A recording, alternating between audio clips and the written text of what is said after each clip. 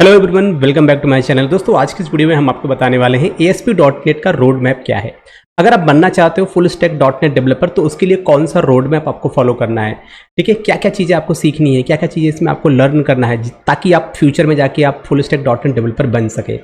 और इसके साथ ही साथ मैं आपके साथ शेयर करूँगा ASP.NET का पूरा प्लेलिस्ट, जहाँ पर आप सीख सकते हो कि कैसे आपको ASP.NET डेवलपर बनना है, क्या क्या चीज़ें आपको पढ़नी पड़ेंगी। तो एक तो हमारे पास ऑलरेडी बनाया प्लेलिस्ट है जिसमें कि ये सारी चीज़ें मैंने आपको बता रखी हैं, जिसमें आपको 60+ वीडियोस मिल जाते हैं और साथ ही साथ आपको हैंड रिटन नोट्स भी मिल जाता है उस प्लेलिस्ट में। लिंक डिस्क्रिप्शन में मैं दे दूंगा, आप लोग जाके देख लीजिएगा।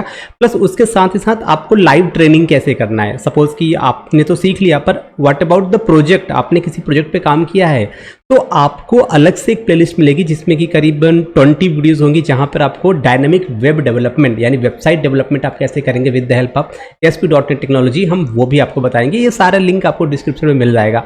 बट सबसे पहले हम चलिए बात करते हैं कि रोड मैप क्या है। ASP.NET टेक्नोलॉजी अगर आप सीखना चाहते हो तो क्या रोड मैप आपको फॉलो करना पड़ेगा। ओके, तो स्टार्ट करते हैं वीडियो को। देखो यार, सबसे पहले अगर आप कोई भी टेक्नोलॉजी सीखना चाहते हो, ठीक है, तो जाहिर सी बात है आप 3 तरह के वेब एप्लीकेशन बना सकते हो। या तो डेस्कटॉप एप्लीकेशन होगा, या वेबसाइट होगा, या फिर आपका मोबाइल एप्लीकेशन होगा, ठीक है। तो जनरली लोग वेबसाइट डेवलपमेंट, मोस्ट ऑफ लोग ये प्रीफर करते हैं कि वेबसाइट डेवलपमेंट, क्योंकि अगर उन्हें डिजाइनिंग करना है तभी उन्हें HTML पढ़ना है, फुल स्टैक डेवलपर बनना है तब भी उन्हें HTML पढ़ना है। तो स्टार्टिंग कहाँ से होगी? HTML से होगी। तो दोस्तों चलिए स्टार्ट करते हैं, क्या है हमारा रोड मैप। तो सबसे पहले हम बात करते हैं, अगर हमें .NET डेवलपर बनना है तो हमें स्टार्ट करना पड़ेगा HTML से। अब HTML से क्यों स्टार्ट करना पड़ेगा?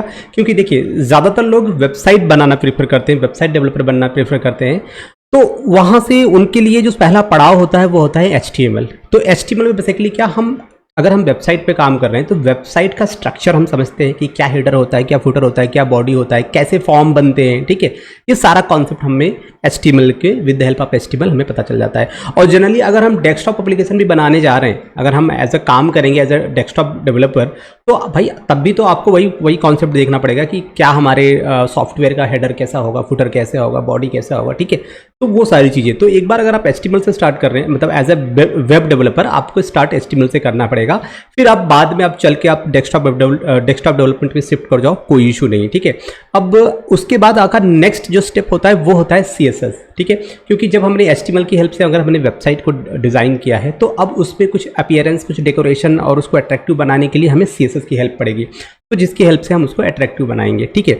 अब अगर हम CSS सीख जाते हैं तो CSS के बाद हमें उसमें वैलिडेशंस के पर्पज से हमें जावास्क्रिप्ट सीखनी पड़ेगी, ताकि हम उसमें कुछ बिहेवियर उसमें ला सकें। और जावास्क्रिप्ट में अगर आप और भी कुछ सीखना चाहते हो तो आपके पास jQuery भी है, आप वो सीख सकते हो। बट अगर मैं बात करूँ .NET डेवलपर में, अगर आपको जावास्क्रिप्ट नहीं भी आती है फिर भी हमें बहुत सारे टूल्स मिल जाते हैं जहाँ से आप अपने फॉर्म का वैलिडेशन प्रॉपरली कर सकते हो with the help of JavaScript, जो कि आपको विजुअल स्टूडियो में मिल जाते हैं, ठीक है। ये टूल्स होते हैं।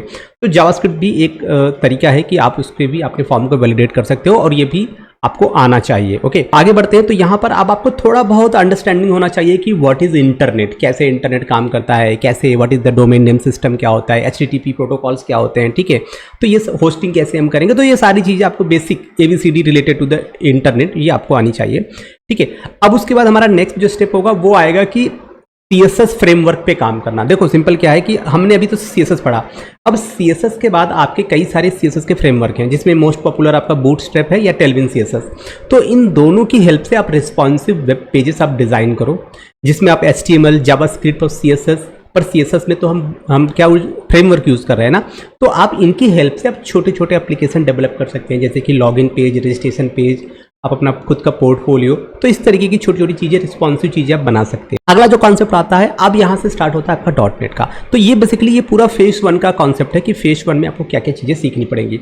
अब इसको आप देखो, इसमें .NEट फ्रेमवर्क का कुछ बेसिक लॉजिक आपको सीखना है। मतलब कि जैसे कि .NEट है क्या, इसमें आप देखोगे कि आपका CLR कैसे काम करता है, जस्ट इन टाइम कंपाइलर कैसे काम करता है, व्हाट इज CTS, CLS, ये सारी चीज़ें आपको देखनी पड़ेगी। What is MSIL, Microsoft intermediate code क्या होते हैं। तो what is the ABCD related to .NET framework, वो आपको समझने की जरूरत है। तो यहाँ पर हम वो छोटे छोटे कॉन्सेप्ट हम समझेंगे, the beginning of the introduction .NET framework. Okay, अब इसके बाद हमारा आता है फेज 2।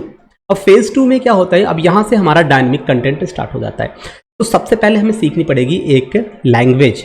अगर हम डॉटनेट डेवलपर बनना चाहते हैं तो डॉटनेट में हमारा C# प्रोग्रामिंग लैंग्वेज सबसे पावरफुल और सबसे फेमस प्रोग्रामिंग लैंग्वेज है जो कि डॉटनेट में यूज़ की जाती है। अब ये जो लैंग्वेज है मतलब आप इसको सिमिलर टू जावा मान सकते हो कि जो भी चीज़ें आपको जावा में पढ़ने को मिल जाती है, देखने को मिल जाती है, वो सारा चीज़ यहाँ पे भी आपको देखने और पढ़ने को मिल जाता है। ठीक है, तो ये भी आप इसमें बहुत सारी चीज़ें हैं इस प्रोग्रामिंग लैंग्वेज में, बेसिक कॉन्सेप्ट से लेके आपके object oriented, classes, inheritance, delegates, generic exception, everything you can learn in the C# programming concept. तो आपको ये लैंग्वेज आपको सीखनी पड़ेगी कि कैसे आप इस पर काम करोगे और कैसे एग्जीक्यूट करोगे, हाउ टू ऐड 2 नंबर, तो ये everything you can learn with the help of C programming. अब देखो 70% ऑर्गेनाइजेशन ऐसे हैं कि जहाँ भी आप इंस्टीट्यूशन, जहाँ पे भी आप अगर आप डॉटनेट सीखने चाहते हो तो वो क्या करते हैं, आपको वो या तो कंसोल बेस्ड एप्लीकेशन पे काम कराते हैं। स्टार्टिंग में अगर आपको 2 नंबर ऐड करना है, फॉर लूप चलाना है, एरे एग्जीक्यूट करना है, तो आपको वो कंसोल बेस्ड एप्लीकेशन पे वो छोटे छोटे एग्जाम्पल आपको एग्जीक्यूट करते हैं, बताते हैं कि कैसे आपको रन करना है, राइट। 70% आप मान के चलो। फिर कुछ ऑर्गेनाइजेशन ऐसे हैं कि जो आपको विजुअल C# यानी कि डेस्कटॉप एप्लीकेशन पे डायरेक्टली काम कराते हैं कि आप डेस्कटॉप एप्लीकेशन पे काम करो। ठीक है, स्टार्टिंग में कंसोल एप्लीकेशन से करते हैं, फिर आगे चल के फिर वो आपको विंडो या डेस्कटॉप बेस्ड एप्लीकेशन पे आपके काम करवाते हैं। मतलब मोस्टली जब वो डेटाबेस पे काम करते हैं तो आपको डेस्कटॉप बेस्ड एप्लीकेशन पे काम कराएंगे ही कराएंगे। वहाँ पे क्या होता है, आपको GUI बेस्ड आपको इन्वायरमेंट मिलता है जहाँ पे आपको चीज़ें पता लगती हैं कि हमारा डेटा इंसर्ट हो रहा है, हमारा डेटा सर्च हो रहा है, ठीक है, व्यू हो रहा है, ये सारी चीज़ें आपको वहाँ पे देखने को मिल जाता है। तो जब तक आप C लैंग्वेज कंप्लीट करेंगे तब तक आपका कंसोल बेस्ड एप्लीकेशन और C# यानी कि डेस्कटॉप एप्लीकेशन का थोड़ा बहुत आपको ABCD पता चल जाएगा कि कैसे हम क्रिएट करेंगे, कैसे हम बनाएंगे ये दोनों तरह के एप्लीकेशंस। ओके, तो जैसे ही आपका C प्रोग्रामिंग कंप्लीट होगा ना, तब यहाँ पर आपके पास 2 ऑप्शन आते हैं, या तो आप वेबसाइट बनाना सीखिए या तो आप डेस्कटॉप एप्लीकेशन बनाना सीखिए। ठीक है, तो अगर आप वेबसाइट बनाना चाहते हैं ASP.NET में, यानी कि ASP.NET में वेब फॉर्म का यूज करके अगर आप वेबसाइट बनाना चाहते हैं तो आपको ASP.NET सीखना पड़ेगा। अगर आप डेस्कटॉप बेस्ड एप्लीकेशन क्रिएट करना चाहते हो तो उसके लिए आपको C#.NET सीखना पड़ेगा। ओके, तो ये दोनों कॉन्सेप्ट है, इन दोनों में 2 अलग अलग चीज़ें आप बना सकते हैं। देखिए, अगर आप डेस्कटॉप एप्लीकेशन में जो कोड आप लिखोगे वही सेम कोड आपको वेबसाइट में लिखना है, दोनों में डिफरेंस नहीं है। अगर आप डेस्कटॉप एप्लीकेशन में बटन के सेव इवेंट पे आपने कोई कोड लिखा है तो सिमिलर कोड आपका ASP.NET में बटन के कोड इवेंट पे भी सिमिलर कोड आप लिख सकते हैं, उसमें कोई प्रॉब्लम नहीं है। ठीक है, बस ये जो वेबसाइट होती है उसमें आपका HTML की हेल्प से आप उसका डायग्राम बनाते हो, उसका स्ट्रक्चर क्रिएट करते हो, वेब पेजेस बनाते हो, पर वहाँ पे डेस्कटॉप एप्लीकेशन में आपको वो चीज़ें सिंपली आपको टूल्स मिल जाते हैं, बस ड्रैग एंड ड्रॉप करना है, आपको कोई भी HTML का कोड नहीं लिखना होता है डिज़ाइनिंग पर्पज़ के लिए, राइट। तो अब हम C प्रोग्रामिंग के बाद हम एक टेक्नोलॉजी सीखेंगे, चाहे वेबसाइट डेवलपमेंट या डेस्कटॉप एप्लीकेशन डेवलपमेंट। ओके, जब हम ये सारी चीज़ें सीखेंगे तो हमें वेबसाइट या C# डेवलपमेंट के लिए हमें एक और चीज़ पढ़ना पड़ेगा जो होता है SQL सर्वर डेटाबेस। हमें डेटाबेस सीखना पड़ेगा।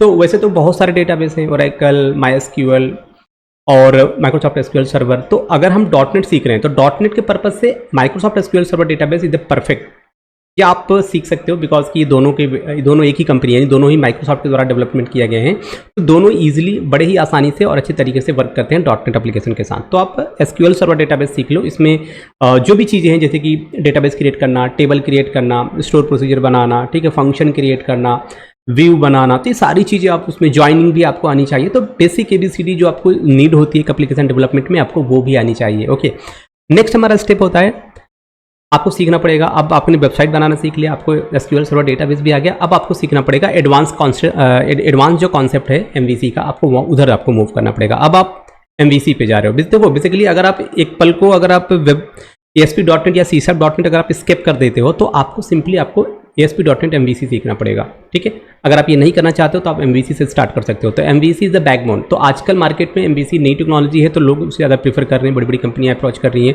भाई हमें डेवलपर चाहिए MVC वाले। ठीक है, तो आप MVC कॉन्सेप्ट पे जा सकते हो। पर अगर आप वेबसाइट डेवलपमेंट आपने सीख ली, फिर आपका MVC आपके लिए सीखना काफ़ी आसान हो जाता है, क्योंकि ऑलरेडी आपको वेबसाइट डेवलपमेंट की सारी ABCD पता है।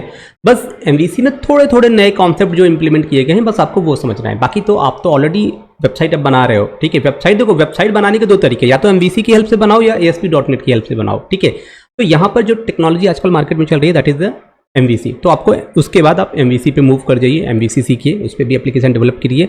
एंड MVC के बाद नेक्स्ट आपका आता है ASP.NET कोर, जिसमें कि आप वेब API और razor page, Blazor, entity framework, ये सारी चीज़ें आप वहाँ पे करेंगे। एंड देन आपको नंबर 12th आप कहते हैं लास्ट हमारा होगा कि अब क्या क्या नई टेक्नोलॉजी आपके ASP.NET या .NET टेक्नोलॉजी में इंक्लूड हो रही है डे बाय डे, तो वो आपको सीखना पड़ेगा, वो आपको ट्रैक करना पड़ेगा कि क्या नई टेक्नोलॉजी आई, क्या नया टूल्स आ गया।